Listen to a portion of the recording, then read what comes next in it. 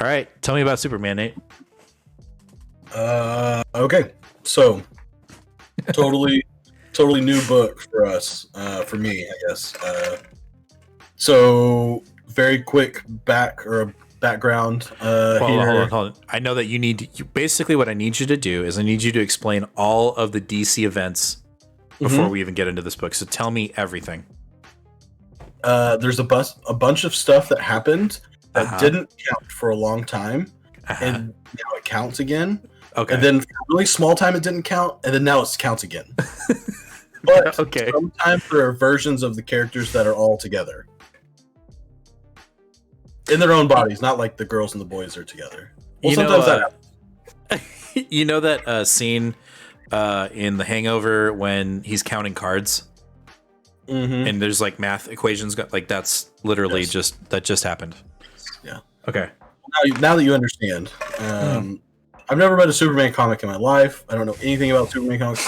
I've only seen one Superman movie, and apparently it's the bad one. But I It's am not a bad. no. I thought it was fine. I'm just saying that everyone else says it's bad. Says it's bad. I don't agree. It's a good Kevin movie. Anyway, Spacey as Lex Luthor one. I like Whichever. that one. I thought that one was fun. Um, but I'm a big Phillip Kennedy Johnson fan as a writer, and so I thought this is a perfect opportunity to jump on a Superman book. Mm-hmm. So this book is basically a story between Jonathan Kent and Clark. Uh, the book opens up with them basically fighting some monsters in space. There's like a rift outside of Earth, and these monsters are kind of getting in through the rift. And there's a space station out there that they're trying to save. They kind of fight them back and knock them in, and they kind of come back, so they fight them and knock them back in again. And they're like, "Hooray, we saved the day!" And basically, we get a little bit of a glimpse between what happened between, or not what happened to Jonathan Kent while he was in the future, but we basically find out that he knows how his dad is going to die. Shit. He says that, like, for some reason, these creatures mess with your invulnerability, and right on cue, one of them pops back through again and like slices his arm, and his arm, like, Superman's arm, like, cuts open and bleeds, which he does. That's not really something Superman does. He's invulnerable, right? Yeah. And so he's like, Dad, like, you can't be here, like, you can't fight these guys, like, when they come back, just let me go by myself, I can handle it. And of course Clark's like, that dumb, like, no, there's no way, it's fine. And then they have a little bit of a Henry Cavill is young. Okay. Now he's having a moment over here. Maddie is. Then they basically go down to the planet and have a little bit of son and dad talk. And we get, I almost think this is like an introduction to new readers to kind of let you know that there's something has happened with Jonathan. Of course, I did some digging, and who knows, maybe I didn't understand it quite, but Jonathan basically goes with his grandfather to the future, gets lost there for a while, and eventually comes back. He feels like it was 3 years to him, but and I think he was trapped. What did you say that bad Superman's name was? Ultraman. Ultraman. I think he was enslaved by Ultraman for 3 years On Earth 3, right? Yeah, Earth 3. and but when he comes back, it's only been 3 weeks for Superman, and so he's like, "Hey, do you want to play pine ball or pine cones or something?" What does he call it? Yeah, Ball. Coney ball. And he's like, "Oh," Jonathan's kind of like, "Oh, like I don't really remember how to play it though." And Superman's kind of like, "What do you mean? We just played all the time." Oh shit, yeah, you were gone for 3 years to you.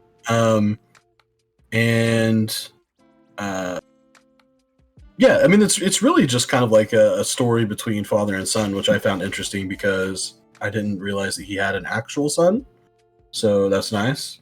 And then I guess Superman has a computer, that like supercomputer that talks to him and does shit for him, and he basically analyzes it This is my MacBook. He analyzes the breach for Superman and says, "Hey, by the way, that breach is being forced by the very space station that you are saving from it." And throughout this whole book, we get glimpses of some woman who I don't know if I'm supposed to know who that is or not, but some woman who works for Stargate or Starcraft or whatever, who's like plotting to make sure that they can take down Superman. Star Laboratories is the name of the space station.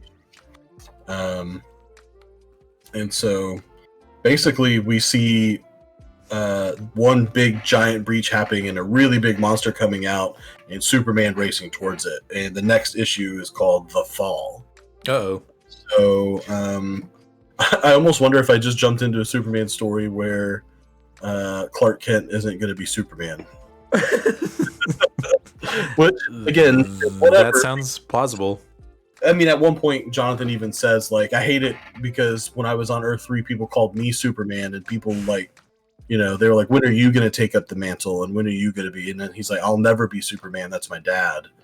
And so I wonder if that's a foreshadowing of what's going to happen. Yeah. Only time will tell. There's also this backup story of some dude named Bibbo, who I'm sure my face is making some people mad because they're like, Bibbo, he's the greatest character ever. But I thought he was great. It was really Bibbo. It was really funny. I don't understand what it is, but I thought it was cool. Nice. Overall, let me ask you this: will you continue to? Are you going to continue to pick this up, or are you just like, you know what, the same for me? I don't know. I'm going to continue to pick it up for sure. So, nice. Johnson's taking over both Superman and Action Comics, and it looks like, at least for the first few issues, they are literally going to be going back and forth. Oh, wow. Because this Superman, which is issue 29, clearly highlights, it says the Golden Age Part 1, and Action Comics, 1000 whatever, which is coming out, is the Golden Age Part 2. So it is absolutely the direct next issue. It's not like they'll be kind of tied together. It's like, right, if you wanted to follow the story, you have to buy that other book too. Gotcha. Now, because this book says coming up next to The Fall, it could just be a 2-part thing, and then that's it. Then they won't be going back and forth anymore. I just don't see that being the case with Johnson writing both books.